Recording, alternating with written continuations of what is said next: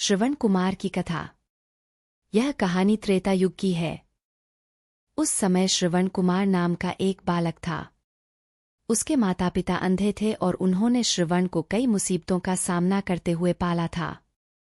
श्रवण कुमार बचपन से ही अपने माता पिता का बहुत आदर करता था। जैसे जैसे श्रवण बड़ा होता गया, उसने घर की जिम्मेदारी अपने कंधों पर ले ली। वह रोजाना सुबह उठकर सबसे पहले अपने माता पिता को स्नान कराने के लिए तालाब से पानी भरकर लाता था। इसके बाद वह तुरंत जंगल की ओर लकड़ियां बीनने जाता। फिर लकड़ियां लाने के बाद श्रवण चूल्हा जलाकर माता पिता के लिए खाना बनाता था। श्रवण को इतनी मेहनत करते देख उसकी माँ हमेशा उसे टोकती थी। वह कहती थी, श्रवण बेटा, तुम इतना सारा काम अकेले क्यों करते हो? खाना तुम मुझे बनाने दिया करो, मैं आसानी से बना लूंगी। इसके बदले तुम थोड़ा आराम कर लिया करो। माँ की इन बातों को सुनकर श्रवण कुमार कहता, नहीं माँ, ये सारे काम आप लोगों के लिए ही तो करता हूँ। भला अपने माँ बाप के लिए किए गए कामों में कैसी थकान, उल्टा मुझे तो खुशी मिलती है। श्रवण कुमार की इन बातों को सुनकर उसकी माँ भावुक हो गई। वो रोज भगवान से प्रार्थना करती, हे प्रभु, इतना ध्यान रखने वाला श्रवण जैसा बेटा हर माता पिता के घर पैदा हो। श्रवण के माँ बाप नियमित रूप से भगवान की आराधना करते थे। वह उनके लिए फूल और पूजा की अन्य सामग्री लाता। फिर खुद भी बिना देर किए माता पिता के साथ पूजा में शामिल हो जाता था। श्रवण कुमार धीरे धीरे बड़ा हुआ और जल्दी से घर के कार्यों को खत्म करके बाहर काम पर निकल जाता था। एक दिन श्रवण अपने माता पिता के साथ बैठा था। तभी उन्होंने श्रवण से कहा, बेटा, तुमने हमारी हर ख्वाहिश पूरा की है। अब हमारी केवल एक ही इच्छा है जिसे हम पूरी करना चाहते हैं। यह सुन श्रवण ने उनसे पूछा, ऐसी कौन सी इच्छा बाकी है जिसे आप पूरा करना चाहते हैं? आप केवल आदेश दें, मैं आपकी हर ख्वाहिश को पूरा करूंगा। इस पर श्रवण के पिता ने कहा, बेटा, अब हम बूढ़े हो चुके हैं और हम चाहते हैं कि मरने से पहले तीर्थ यात्रा के लिए जाएं। भगवान के शरण में जाकर हमें सुकून की प्राप्ति होगी। अपने माँ बाप की बात सुनकर श्रवण कुमार सोचने लग गया कि वह उनकी इस इच्छा को कैसे पूरा करेगा। उस समय बस और ट्रेन की सुविधा नहीं थी। साथ ही उसके माता पिता देख भी नहीं सकते थे। ऐसे में उन्हें तीर्थ यात्रा कराना भला कैसे संभव हो पाता?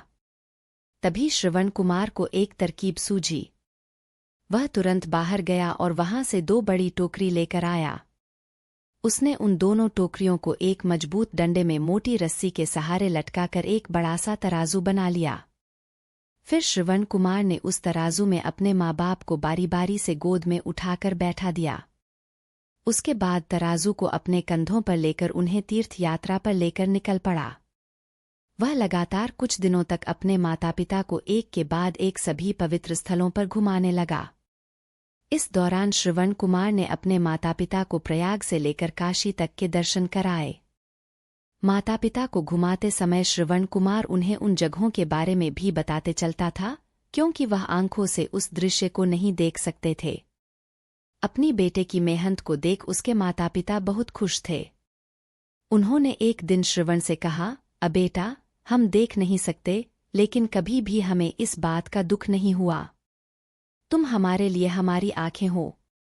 तुमने हमें जिस तरह सारे पवित्र स्थानों की कथा सुनाकर उनके दर्शन कराए हैं, ऐसा लगता है जैसे कि हमने सच में प्रभु के दर्शन अपनी आंखों से किया हो। अपनी माता पिता की बातें सुनकर श्रवण ने कहा, आप लोग ऐसी बातें न करें। बच्चों के लिए माता पिता कभी भी बोझ नहीं होते। यह तो बच्चों का धर्म होता है। एक दिन श्रवण कुमार आराम करने के लिए अयोध्या के पास अपने माता पिता के साथ रुका।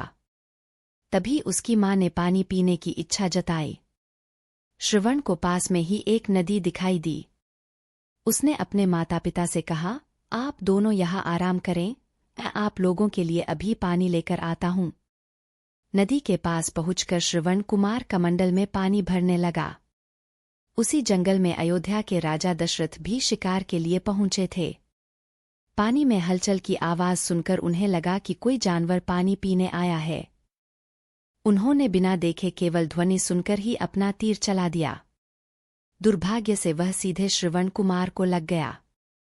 तीर लगते ही वह चीख पड़ा। इसके बाद राजा दशरथ जब अपने शिकार को देखने पहुंचे तो वहां श्रवण था। वो तुरंत श्रवण कुमार के नजदीक पहुंचे और कहा, मुझसे बहुत बड़ी भूल हो गई, मुझे माफ कर दीजिए। मुझे बिल्कुल नहीं पता था कि यहाँ कोई मानव होगा। मैं इस गलती का पश्चाताप करने के लिए क्या करूं कि तुम मुझे माफ कर दो। तभी कराहते हुए श्रवण कुमार ने कहा, यहाँ से थोड़ी ही दूर जंगल में मेरे माता पिता बैठे हैं, उन्हें काफी प्यास लगी है। आप उन तक यह पानी पहुंचा दीजिए और मेरे बारे में उन्हें कुछ भी न बताएं। इतना कहते कहते श्रवण कुमार की सांसें रुक गईं। श्रवण कुमार की मौत से राजा दशरथ सुन पड़ गए। किसी तरह वो श्रवण कुमार के बताए अनुसार जल लेकर उसके माता पिता के पास पहुंचे। श्रवण के माता पिता अपने बेटे की आहट को बखूबी पहचानते थे। जब राजा दशरथ उनके करीब पहुंचे तो उन्होंने आश्चर्य से पूछा, तुम कौन हो और हमारे श्रवण को क्या हुआ? वह क्यों नहीं आया? राजा दशरथ उनके सवालों का जवाब नहीं दे पाए। उन्होंने चुपचाप पानी उनकी तरफ बहा दिया। तभी श्रवण की मां ने चिंतित स्वर में जोर से कहा, तुम कौन हो और मेरा बेटा कहाँ है, ये बताते क्यों नहीं हो?